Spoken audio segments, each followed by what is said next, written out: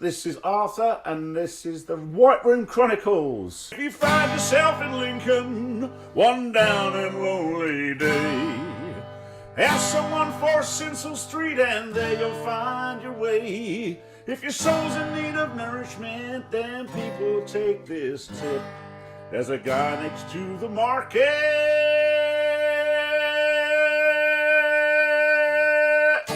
who's serving God and chips. He's serving God and chips at the sign of the fish. Horseshoe of Jesus on the side. If you've been sorely tried, let the good Lord be your guide.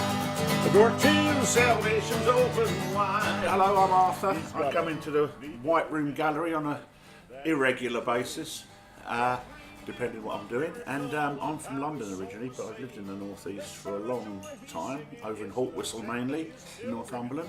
But I'm in Stanley now. And White Room's a wonderful little oasis of wonderful food and coffee and whatever, and people ringing me up, which I just turned the bugger off as well. I just turned it off and said the power was off. Anyway, yeah, and it's a great place to come to meet lovely people. Yeah! Except Jack. And here's some good music. There's some great players around here and singers. I'm not one of them. But yeah, it's free to get in, and people have a great time here. It's a nice little oasis, really, within Stanley, of sort of a bit of boho types coming here, and some talented people, you know, and we have some fun. It's good. If you've been crucified, let the good Lord be your guide. The door to salvation's open wide. Amazing grace, how deep the fact. I got expelled from school when I was 15. Why don't you turn that off? Buy, sell, buy. Mangoes, yeah, mangoes, buy mangoes. I've turned it off. No, I haven't, obviously. So much more to me spiritually, of course. He's serving God and chips at the sign of the fish. Horseshoe to Jesus on the side. On the side. If you well, I started work at the age of 15 and didn't last very long. I've never been really good at normal jobs, and I've started playing music when I was 21 with an old punk band. When I was, when the punk thing was happening in 1977, I joined a group in London, which I'm still with, 40 years on, believe it or not. And we play all over the place, we've been all over the world playing. And it's not my favourite music anymore. It was when I was 21, but being in London and it was all happening down there. But I've always liked the country sort of thing, and rock and roll and ska and reggae and jazz and blues and prog rock and folk, all sorts of stuff, you know.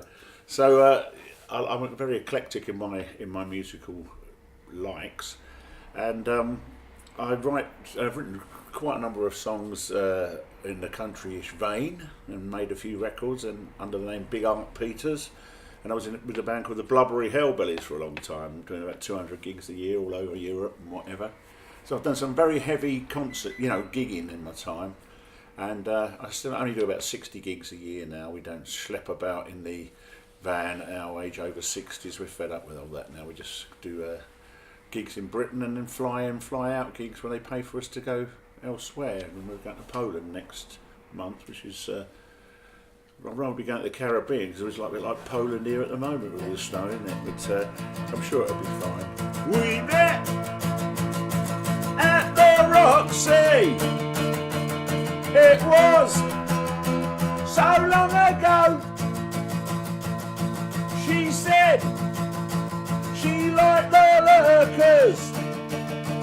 I said I love Shadow. I went to places like Japan and you know, and Argentina and Brazil are fantastic, because I mean, I probably wouldn't have gone anywhere in the world if I just had hadn't played music. I'm never sort of a holiday person, and I never really worked that much when I haven't been playing to afford to go anywhere. So when you go to places like that, and it's fantastic to see these countries and all over Europe, and it can be very tiring, of course, and the amount of drink involved is incredible, really, because you get it all for free, which is, you know, it'd be rude not to drink it, wouldn't it, you know. But I must say that a lot of it is a blur. So, best memories, there's so many, you know, great ones, really. Tore us apart.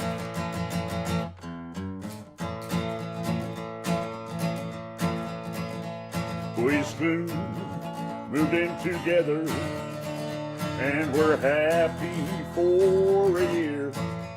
It's not so much the playing on stage, because sometimes I said it gets in the way of having a good time. It's always sort of like partying and meeting everybody that I enjoy, the social side a bit more than the actual thing, playing the music. But, you know, you've got to be, the music's the reason you're there, and that's the reason you're meeting those people and going there for free, and people are paying you to perform, you know.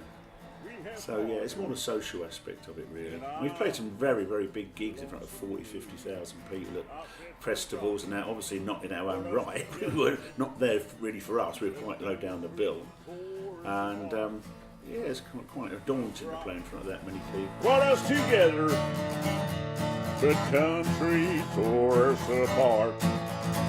I still play my country records with a safety pin stuck in my heart. For you, baby. Woo! Anyway, that's an old one.